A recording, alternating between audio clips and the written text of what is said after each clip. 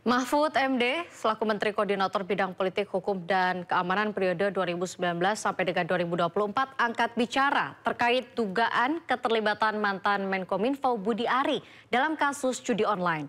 Menurut Mahfud, hakim bisa memerintahkan jaksa untuk menetapkan status tersangka berdasarkan bukti-bukti.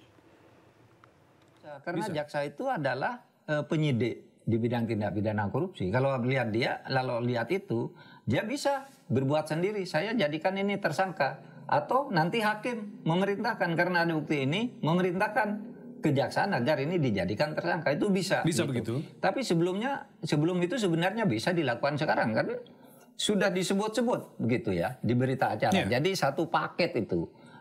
Menurut saya. Tapi oke lah, kita lihat mungkin ada ewuh pakewuh antara kejaksaan dengan polisi, karena polisi tidak menetapkan dia sebagai tersangka, tapi di BAP-nya ada sebutan terhadap dia. Mungkin jaksa menunggu dulu, bersabar dulu. Tapi kita tidak boleh menerima masyarakat ini kalau otak peristiwa itu lalu malah bebas berlenggang dengan seenaknya. Menurut saya kita harus minta kejaksaan, pengadilan gitu untuk mengejar otak ini. Karena ini lebih jelas tanggung jawabnya.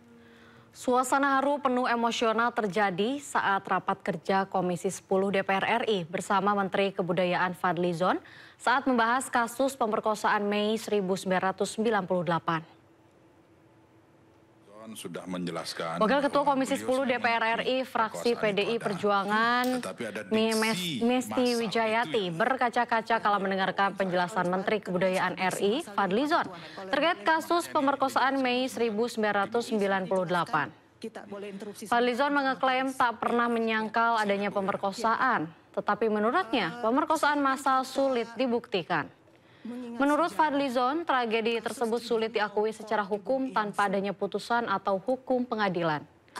Sementara itu, Esti menilai Fadlizon tidak memiliki kepekaan terhadap permasalahan tersebut. Bahkan pernyataan Fadlizon hanya akan semakin membuat luka terhadap para korban. Terhadap kasus Jugung Ian Fu, kita maksa. Kerusuhan Mei itu kan suatu kerusuhan yang telah menimbulkan banyak korban. Korban jiwa, korban harta, termasuk perkosaan, ya.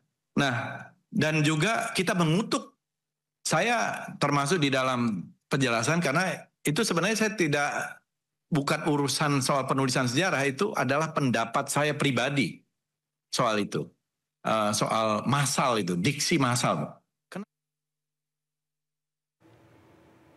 Iya, gimana, Bu? Semakin Pak Fadlizon ini bicara, kenapa semakin sakit ya? Soal pemerkosaan, mungkin sebaiknya nggak perlu di forum ini, Pak. Karena saya pas kejadian itu juga ada di Jakarta, sehingga saya tidak bisa pulang beberapa hari. Tetapi ini semakin menunjukkan Pak Fadlizon tidak punya kepekaan terhadap persoalan yang dihadapi korban perkosaan.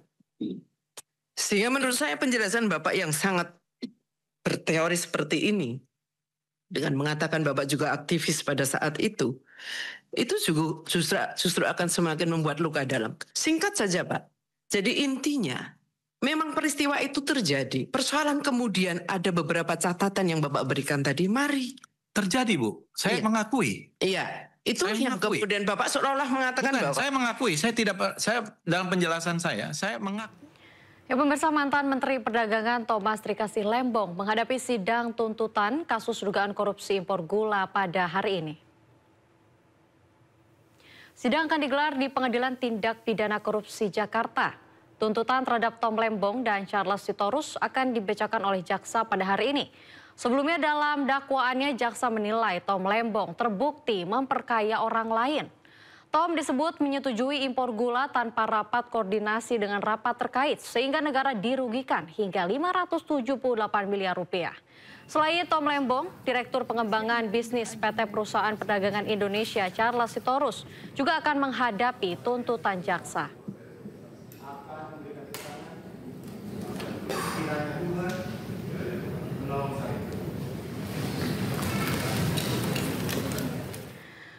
Ya pemirsa, hari ini ex-Menteri Perdagangan Thomas Rika Silembong alias Tom Lembong dijadwalkan menjalani sidang tuntutan kasus korupsi dugaan impor gula di Pengadilan Tipikor Jakarta.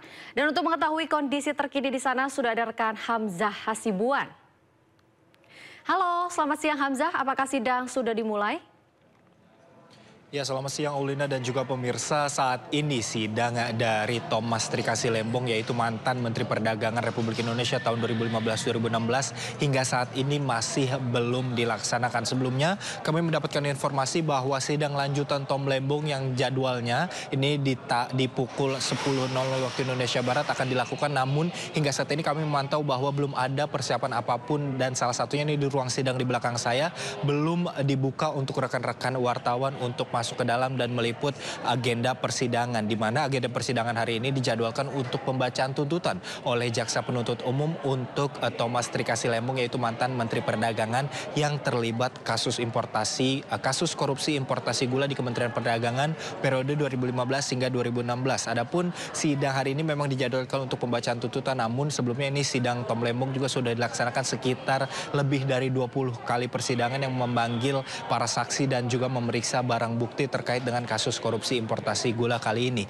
Terakhir tanggal 1 Juli 2025 kemarin Tom Lembong menjalani sidang lanjutan, yaitu sidang pemeriksaan terdakwa di mana dirinya dilakukan pemeriksaan silang terkait apa alasan melakukan ataupun mengambil kebijakan importasi gula di periode 2015 hingga 2016. Dan Tom Lembong ini memang didakwa oleh Jaksa Penuntut Umum merugikan negara sekitar 578 miliar yang merupakan ini hasil dari audit perhitungan kerugian keuangan negara atas dugaan tindak pidana korupsi yang terjadi di Kementerian Perdagangan tahun 2015 hingga 2016. Tom Lembong juga didakwa oleh Jaksa Penuntut Umum melakukan penerbitan kepada 21 persetujuan impor gula kristal mentah pada saat menjabat sebagai Menteri Perdagangan Republik Indonesia periode 2015-2016. Ini merupakan kedua dakwaan dari Jaksa Penuntut Umum yang memang menjadi salah satu hal penting dalam kasus korupsi importasi gula yang terjadi di Kementerian Perdagangan. Adapun nantinya Aulina dan juga pemirsa,